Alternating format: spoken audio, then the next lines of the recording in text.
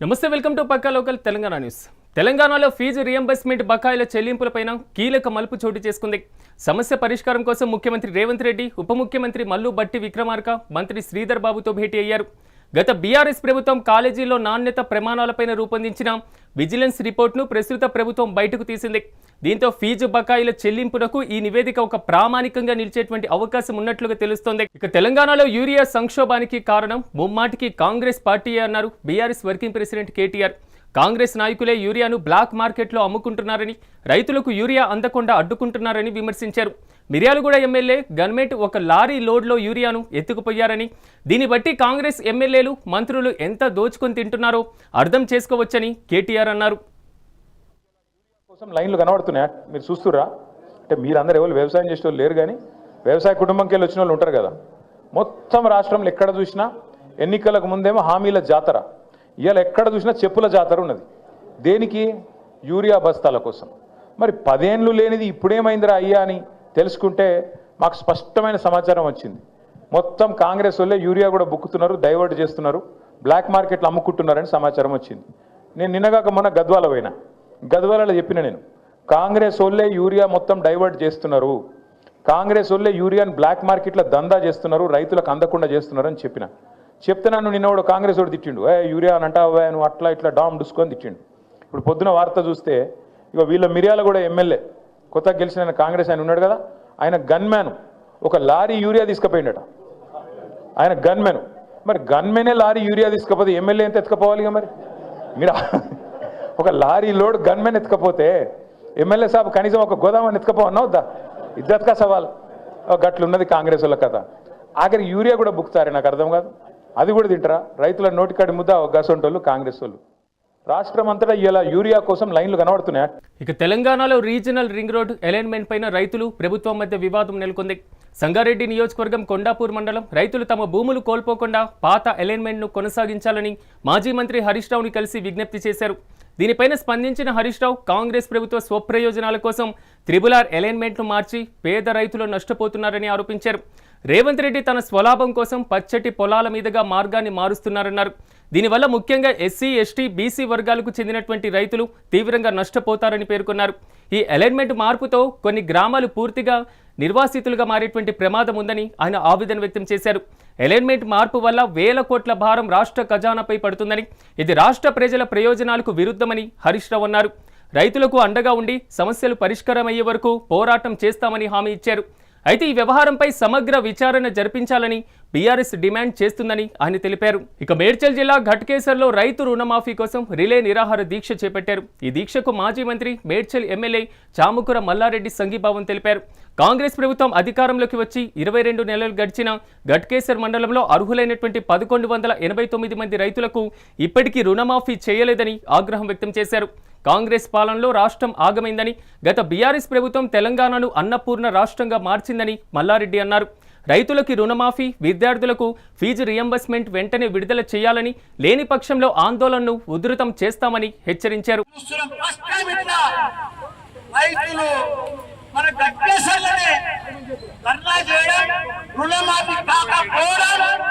వాళ్ళు ఎలక్షన్ల ముందు హామీ ఇచ్చి అది చెయ్యకపోవడం చాలా బాధకరం. అది ఎంతో కాదు, 8 కోట్ల రూపాయలు మన రైతులు కూడా అడగలేనట్టు కాదు. గత 20 నెలల సంది మన ఇన్ఛార్జ్ మంత్రి శ్రీధర్ బాబు వచ్చినా, ఏ ప్రోగ్రామ్ వచ్చినా, ఏ మంత్రి వచ్చినా ప్రతి ఒక్కసారి రైతులు అడుగుతూనే ఉన్నారు, సార్ అంతగా మాఫీ చేసిండ్రు, మా దగ్గర కూడా మాఫీ చేయాలి, మా దగ్గర కూడా మాఫీ చేయాలని రైతులందరూ కూడా విన్నపం ఇచ్చుకున్నారు. అయినా వాళ్ళకు దయవస్తలేదు. ఎందుకు? ఘట్కేసర్ రైతులేమన్నా శాపమా? వాళ్ళు ఏదైనా మోసం చేసిండ్రా? రైతులకు ఎందుకు రుణమాఫీ చేయొద్దు?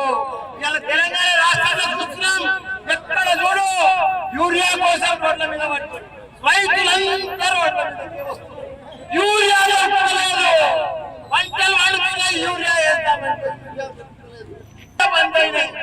కాలేజంతా కూడా ఈ కాంగ్రెస్ గవర్నమెంట్ వచ్చిన సంది ₹1 ఫీజు రియంబర్స్మెంట్ ఇవ్వలేదు. అందరు కాలేజీలో రాత్రి 12:30 దాకా చర్చలు జరిపితే ఇవాళ మళ్ళా చెప్తాం ఇక అంగన్వాడీ ఉద్యోగులకు ఇచ్చినటువంటి హామీలను నెరవేర్చాలంటూ ఉద్యోగులు మంత్రి దామోదర రాజనరసింహ ఇంటి ముట్టడి కార్యక్రమాన్ని నిర్వహించారు.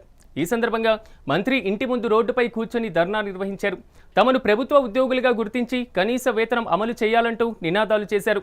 నిరసన నేపథ్యంలో పోలీసులు భారీగా బందోబస్తును ఏర్పాటు చేశారు.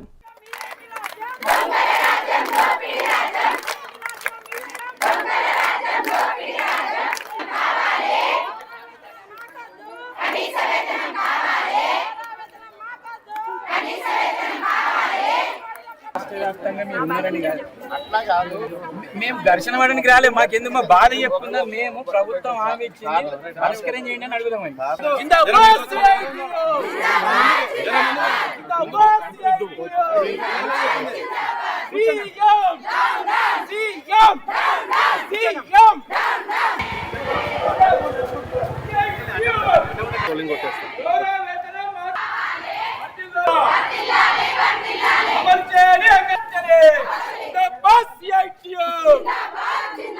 సంగారెడ్డి జిల్లా అంగన్వాడీ కార్యదర్శిని. ఈరోజు రాష్ట్ర వ్యాప్తంగా అందరూ మంత్రుల ఇళ్ల ముందర ధర్నాకు పిలుపునియడం జరిగింది. ఏంటి ఈ ధర్నా ముఖ్య ఉద్దేశం ఏంటంటే, అంగన్వాడీ టీచర్స్కి పోటీ సెంటర్స్గా ప్రీ ప్రైమరీ తీసుకొచ్చింది ప్రభుత్వం. ఆ ప్రీ ప్రైమరీ సెంటర్స్ పెట్టొద్దని, అక్కడ టీచర్స్కి 8,000, ఆయాలకి 6,000 ఇస్తామని ప్రభుత్వం నిర్ణయం చేసింది. ఆ ఇచ్చే 8,000 మా టీచర్స్కే ఇవ్వాలని, అక్కడ ఆయాలకి ఇచ్చే 6,000 మా ఆయాలకి ఇవ్వాలని, ఆ పోటీ సెంటర్స్ తీసేయాలని మేము ఈరోజు ధర్నాకు పిలుపునియడం అనేది జరిగింది. అట్లాగే ఫేస్ క్యాప్చర్ విధానాన్ని, ఫోటో అథెంటికేషన్ అనేది కొత్త యాప్ రావడం అనేది జరిగింది. ఆ ఫేస్ క్యాప్చర్ కూడా రద్దు చేయాలని, అంగన్వాడీలు చాలా రోజుల నుండి మేము పనిచేస్తూ ఉన్నప్పటికీ ఉద్యోగ భద్రత అనేది లేదు. అంగన్వాడీలను ప్రభుత్వ ఉద్యోగులు గుర్తించాలని, పిఎఫ్ సౌకర్యాలు కలిగించాలని, అట్లాగే కనీస వేతనం 26,000 ఇవ్వాలని, రిటైర్మెంట్ బెనిఫిట్ 2 లక్షల ఇస్తామని ఈ ప్రభుత్వం జీవో ఇచ్చింది. అయినప్పటికీ 2 సంవత్సరాలు గడుస్తున్నా ఇంకా ఈ రిటైర్మెంట్ బెనిఫిట్ రాకపోవడంతో చాలా ఇబ్బందులు పడి టీచర్స్ ఆయాలు అడుక్కునే పరిస్థితి వచ్చింది. కాబట్టి ఈ 2 లక్షల టీచర్స్కి, ఆయాలకి ₹1,00,000 వెంటనే అకౌంట్లలో వేయాలని ఈరోజు మేము ధర్నా పిలుపు తీసుకోవడం జరిగింది. ఈ డిమాండ్స్ అన్ని పరిష్కారం కాకపోతే మేము ఎలాంటి పోరాటానికైనా సిద్ధమవుతామని ఈ ధర్నా సందర్భంగా హెచ్చరిక చేస్తూ ఉన్నాం. భద్రాద్రి కొత్తగూడెం జిల్లా జూలూరుపాడు సొసైటీ కార్యాలయం వద్ద యూరియా కోసం రైతుల మధ్య ఘర్షణ చోటు చేసుకుంది. యూరియా కోసం ఉదయం 4 గంటలకే లైన్లో నిల్చున్నటువంటి రైతులకు సొసైటీ అధికారులు టోకెన్లను జారీ చేస్తున్నారు. ఈ జారీ చేసేటువంటి విషయంలో, లైన్లో నిల్చొనేటువంటి విషయంలో రైతుల మధ్య వివాదం తలెత్తింది. కావాలనే కొందరు ముందుగానే టోకెన్లు తీసుకొని గంటలు వేచి ఉన్నటువంటి మా ముందు వచ్చి నిల్చొని ఇబ్బందులు పెడతారా అంటూ ఆగ్రహించారు. అందులో స్టాక్ కూడా తక్కువగా ఉండడంతో యూరియా దొరకదేమో అనేటువంటి భయంతో రైతులు ఒకరినొకరు తోసుకోవడంతో ఉద్రిక్తత చోటు చేసుకుంది. దీంతో పోలీసులు సర్ది చెప్పి రైతులను లైన్లోకి ఉంచారు. ఇక గిరిజన సంక్షేమ శాఖలో పనిచేస్తున్నటువంటి అవుట్సోర్స్ కార్మికులకు 10 నెలలుగా వేతనాలతో పాటుగా క్యాటరింగ్ విధానాన్ని రద్దు చేయాలంటూ ఆందోళన చేపట్టారు. కాంట్రాక్ట్ అవుట్సోర్సింగ్ జీవో నెంబర్ 60 ప్రకారం వేతనాలు చెల్లించాలంటూ ఖమ్మం జిల్లా కలెక్టర్ కార్యాలయం ఎదుట ధర్నా చేపట్టారు. 527 జీవో ప్రకారం మాకు వేతనాలు 12,000 నుంచి 9,200కు తగ్గించారని ఆవేదన వ్యక్తం చేశారు. గతంలో పిఎఫ్, ఈఎస్ఐ అమలు చేశారని, ఇప్పుడు అవి కూడా అమలు చేయకుండా వేతనాలు పెంచాల్సింది పోయి తగ్గిస్తున్నారని మండిపడ్డారు. దీనిపైన మరింత సమాచారం మా ఖమ్మం ప్రతినిధి దేవేందర్ అందిస్తారు. రాష్ట్రంలో గిరిజన ఆశ్రమ పాఠశాలలో విధులు నిర్వహిస్తున్నటువంటి డైలీ వర్కర్స్ అందరూ కూడా ఈరోజు కలెక్టర్ కార్యాలయం ముందు ధర్నా చౌక్లో ధర్నా చేస్తున్న పరిస్థితి కనబడుతుంది. సో ముఖ్యంగా తెలంగాణ రాష్ట్రంలో గిరిజన సంక్షేమ శాఖ పరిధిలో ఆశ్రమ పాఠశాల మరియు హాస్టల్స్ లో పనిచేస్తున్న డైలీ వైజ్, కాంటినెంట్ అలాగే పార్ట్ టైం వర్కర్లందరూ కూడా 12వ తారీఖు నుంచి కూడా నిరవధిక సమ్మె చేస్తున్న పరిస్థితి కనబడుతుంది. సో పూర్తిగా సంక్షేమ శాఖ పరిధిలో ఉన్న ఆశ్రమ పాఠశాలలు అలాగే హాస్టల్స్ లో సుమారు దాదాపు 3,070 మంది డైలీ వైజ్, కాంటినెంట్ అలాగే పార్ట్ టైం తదితరుల పేరుతో గత 30 సంవత్సరాలుగా మేము పనులు చేస్తున్నాము. సో విద్యార్థులకు పెరుగుతున్న విద్యార్థుల సంఖ్య గుణంగా దాదాపు మాకు జీతాలు కూడా చెల్లించడం లేదంటూ కూడా ఈరోజు కలెక్టర్ కార్యాలయం వద్ద కలెక్టర్కు వినతి పత్రం అందజేసి ఈరోజు ధర్నా చౌకలో ధర్నా చేసిన పరిస్థితి కనబడుతుంది. సో మాకు కొంతమంది వర్కర్స్ మనకు అందుబాటులో ఉన్నారు. ఒక్కసారిగా వారితో మాట్లాడి మరిన్ని విషయాలు తెలుసుకున్నాం. సో బ్రదర్, చెప్పండి, ఈరోజు ధర్నా చేయడానికి ప్రధాన కారణం ఏంటి? అసలు మీకున్న సమస్యలు ఏంటి? మీరు ప్రధానంగా ప్రభుత్వానికి ఏం వినతి చేసుకుంటున్నారు? ముఖ్యంగా మాకు 64 జీవో రద్దు చేయాలి. 64 జీవో రద్దు చేయాలి. సీనియారిటీ బట్టి రెగ్యులర్ చేయాలి. మిగతా వాళ్ళని టైమ్స్కి వెళ్ళాలి. మేము డిపార్ట్మెంట్ ఎప్పుడు పుట్టిందో అప్పటి నుంచి లేబర్ జీవో ఇస్తున్నారు. నేను 1992 డైలీ వేజ్గా పనిచేస్తున్నాను. నాకు ఫస్ట్ నుంచే నాకు లేబర్ జీవో ప్రకారం కలెక్టర్ ఆదేశాల ప్రకారం జీతం ఇస్తున్నారు. 1921లో ఈ 64 జీవో అమలు వచ్చింది. 2024లో ఈ జీవో అమలు చేశారు. మాకు 64 జీవో ప్రకారం ఈ జీతాలు ఇస్తామని అంటున్నారు. మేము ఒప్పుకోవట్లేదండి. ఆ 64 జీవో రద్దు చేయాలని మేము ఈ సమ్మెకు దిగినాం.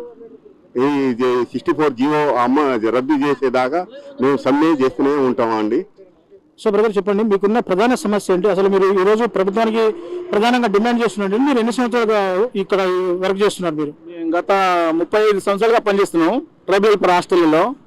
అయితే మాకు ఇప్పుడు అది 64 జీవో పెట్టేసి మాకు అదే 64 జీవో ప్రకారం జీతం ఇస్తా అంటారు 11,700. ఆ జీవో రద్దు చేసి మాకు పాత జీతం కలెక్టర్ జీవో ప్రకారం 26,000 రూపాయలు జీతం ఇవ్వాలని మేము కలెక్టర్ గారికి వినతి చేశాము. అయితే మేము కలెక్టర్ గారు చెప్పడం జరిగింది ఏంటంటే మీరు పిఓ గారి దగ్గరికి వెళ్ళండి, పిఓ గారి సమస్య పరిశీలిస్తారని చెప్పారు. లేదు సార్, గతంలో మీకు కూడా కలిసాము, మేము ఇవ్వడం జరిగింది, మీరు కూడా పైన రాశామని చెప్పారు. రాశామని చెప్తే అది మళ్ళీ కలిసి మనం పిఓ గారి దగ్గరికి వెళ్ళమని చెప్పారు. లేదు సార్, మీకు 10 సార్లు కలిసిన అంతే అవుతుంది. మేము మినిస్టర్ గారు కూడా కలవడం జరిగింది 10 సార్లు. మినిస్టర్ గారు కూడా మేము చూస్తున్నాం, ఇస్తున్నాం, మేము మాట్లాడతాం అని చెప్తున్నారు. కానీ మినిస్టర్ గారి దగ్గర పోయినా మాకు పని కావట్లేదు. దానివల్ల ఈ సమ్మె చేయడం వస్తుంది. మాకు ఐటీడీపీ వారి దగ్గర కలవమని చెప్పిన భద్రాచలం. సో మీరు ఎన్ని సంవత్సరాలుగా అక్కడ ఉద్యోగం చేస్తున్నారు? అసలు మీకున్న సమస్యలు ఏంటంటే డైలీ మేమంతా కూడా ఆశ్రమ పాఠశాలలో పనిచేస్తున్నాము, డైలీ లేబర్లుగా పనిచేస్తున్నాం అంటున్నారు. సో ముఖ్యంగా సరే, మీరు చేస్తున్న పనిలో ఎన్ని సంవత్సరాలు మీకు అనుభవం ఉంది? మీకు జీతాలు ఎలా ఇవ్వాలని మీరు కోరుకుంటున్నారు? 15 సంవత్సరాల నుంచి చేస్తున్నాం సార్. మాకు దరిదాపు 7 నెలల నుంచి జీతాలు బత్తాలు లేవు సార్. మేమేం తిని బతకాలి అసలు? అందుకోసమే మేము రోడ్డు ఎక్కాల్సి వచ్చింది సార్. మాకు అదే విధంగా మన క్యాటరింగ్ పద్ధతిని రద్దు చేసి మాకు అవుట్ సోర్సింగ్ జీతాలు ఇవ్వాలని, గతంలో మాకు క్యాటరింగ్ పద్ధతి కాకుండా అవుట్ సోర్సింగ్ జీతాలు ఇచ్చారు సార్. మధ్యలో మళ్ళీ తర్వాత మీకు కాదు, మీకు క్యాటరింగ్ పద్ధతి ఇస్తామని క్యాటరింగ్ పద్ధతి ఇచ్చారు సార్. అందుకోసమే మేము అలా వద్దు, మాకు ఇదే క్యాటరింగ్ పద్ధతి రద్దు చేసి మాకు అవుట్ సోర్సింగ్ జీతాలు ఇవ్వాలని కోరుచున్నాం సార్. అంటే మీకు అవుట్ సోర్సింగ్ నెలకు ఎంత జీతభత్యాలు చెల్లించారమ్మా?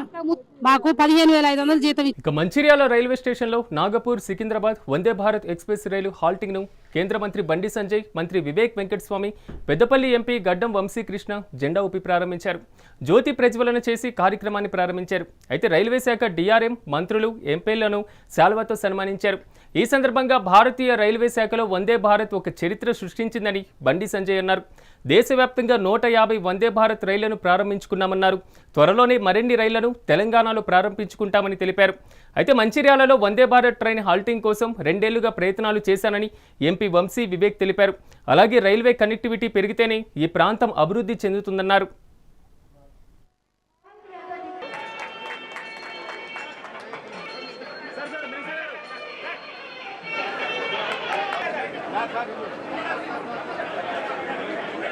Minister for Labour, Employment, Training and Factory Mines.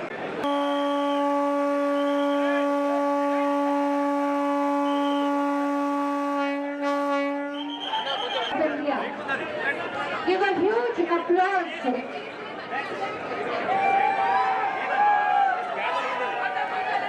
Please, media persons, please come. Please.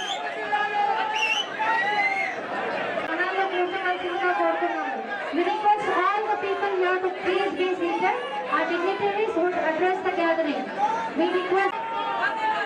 Bharatiya railway శాఖలో వందే భారత్ అనేది ఒక చరిత్ర సృష్టించింది.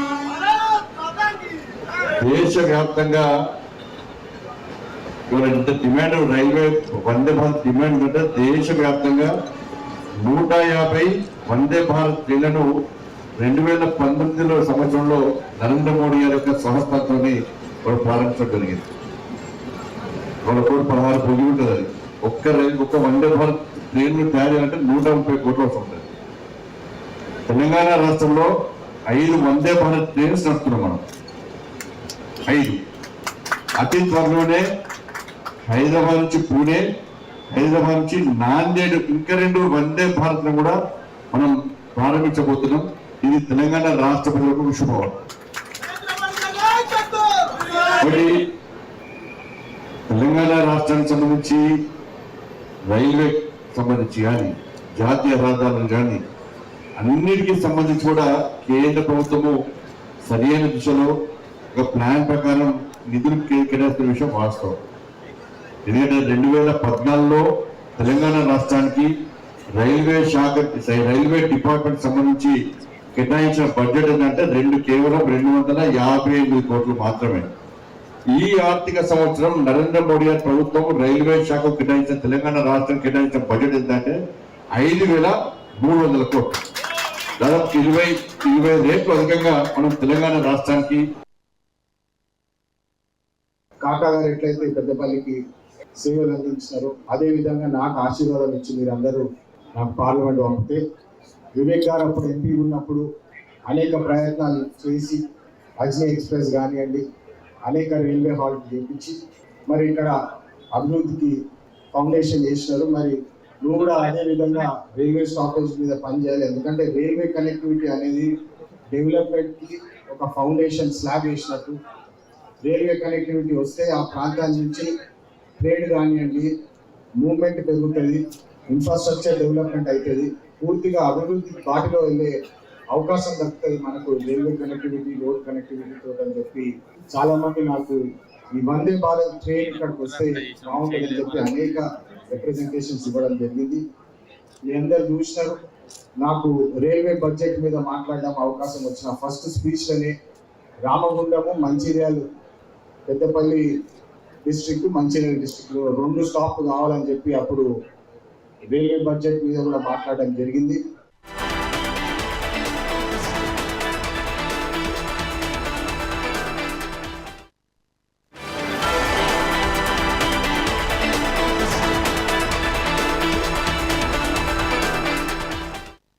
Welcome back to Pakka local Telangana news.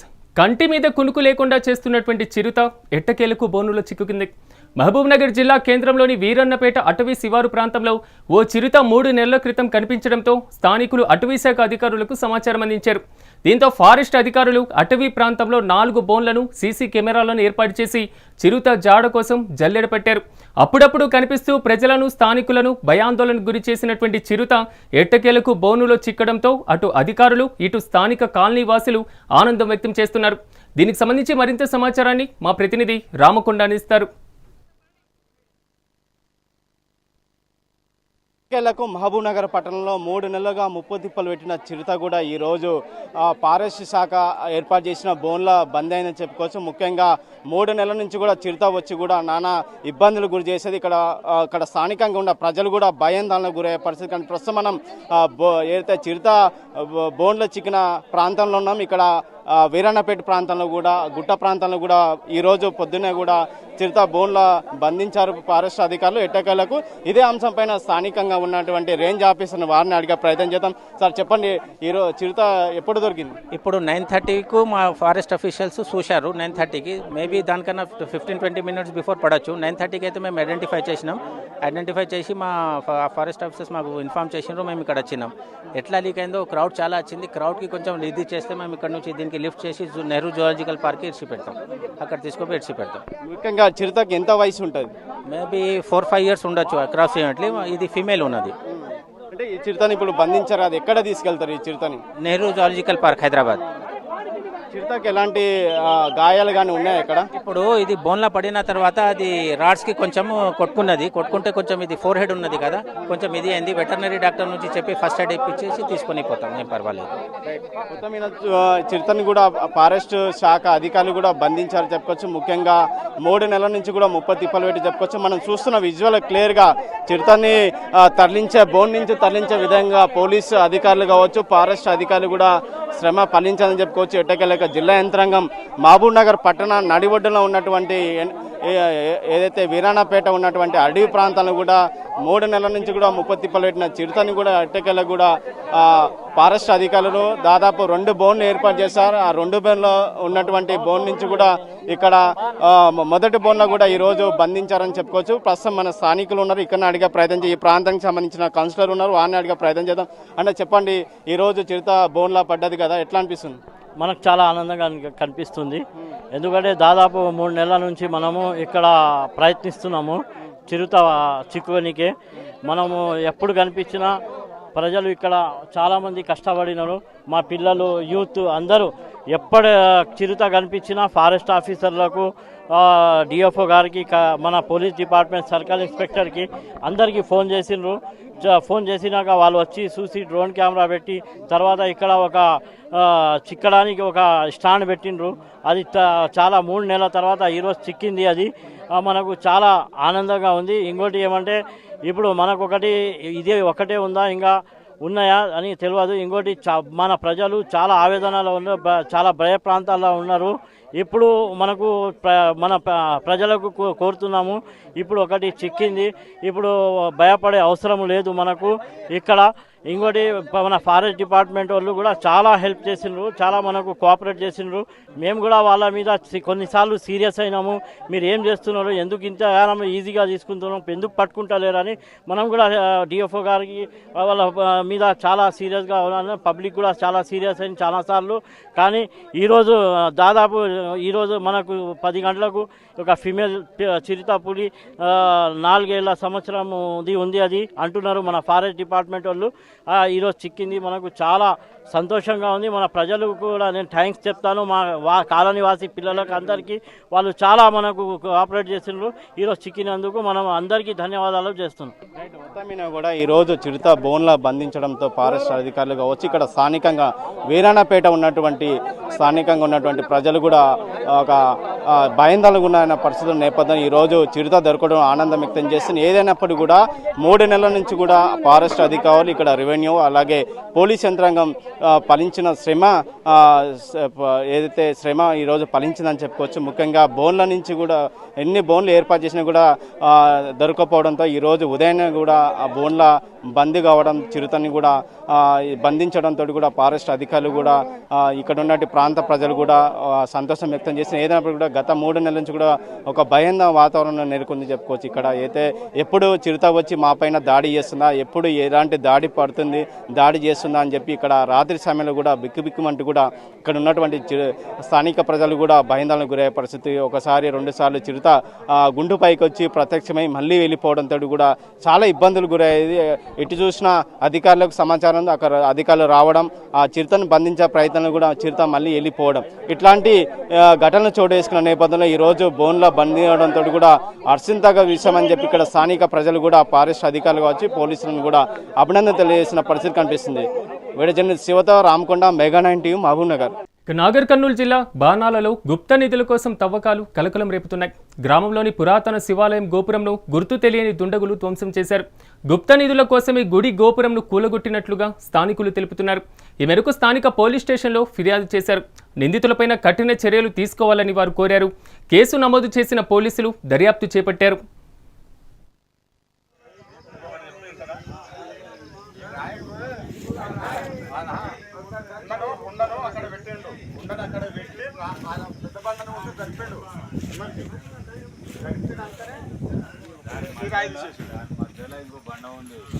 పాడేమనుకున్నాడు, ఈ రాయి జరిపితే లోపలికి దిగని అని వాడు చూసాడు ఆలోచన లోపల ఎట్లా కట్టిదో కానీ ఎట్లా ఖరాబ్ చేయాలని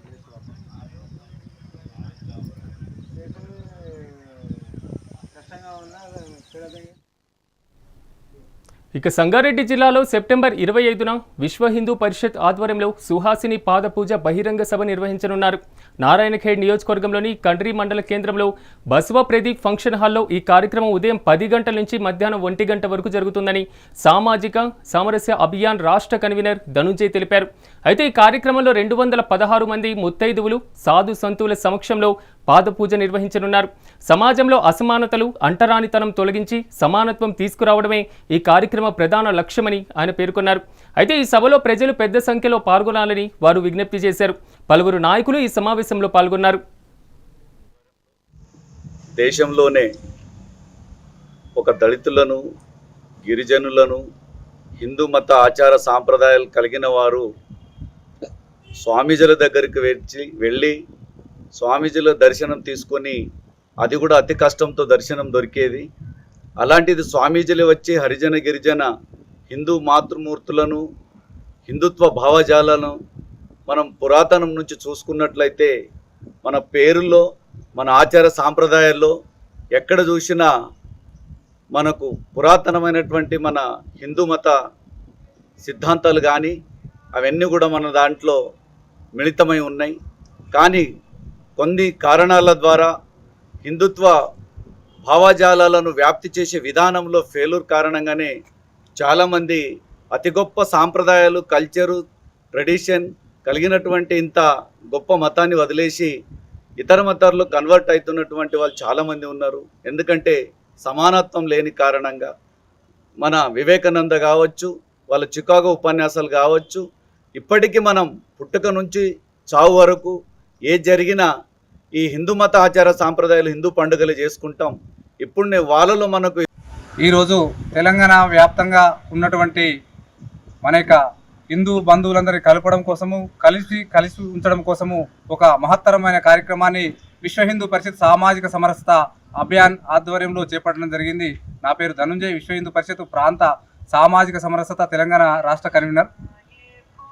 పూజ్య స్వామీజీల మార్గదర్శనంలో హిందువులందరూ కూడా కులాల పేరుతో, వర్గాల పేరుతో, వర్ణాల పేరుతో విడిపోవద్దు అనేటువంటి భావజాలంతో మనం స్త్రీలను దేవతా స్వరూపంగా చూస్తాము. అలాంటి ఒక స్త్రీ ఎక్కడైతే గౌరవంగా ఉంటుందో ఆ దేశము కానీ ఆ రాజ్యం కానీ సుభిక్షంగా ఉంటుంది. దానికోసమనే మన యొక్క నారాయణఖేడ్ తాలూకాలోని కంటి మండల కేంద్రంలో 33 గ్రామాలకు గాను గ్రామానికి 6 మాతృమూర్తులను హరిజన గిరిజన మాతృమూర్తుల యొక్క పాద ప్రక్షాళన చేయాలని. ఇది వాళ్ళ పక్కా లోకల్ తెలంగాణ న్యూస్. మరిన్ని లోకల్ అప్డేట్స్తో మళ్ళీ కలుద్దాం. చూస్తూనే ఉండండి మెగా 9 టీవీ.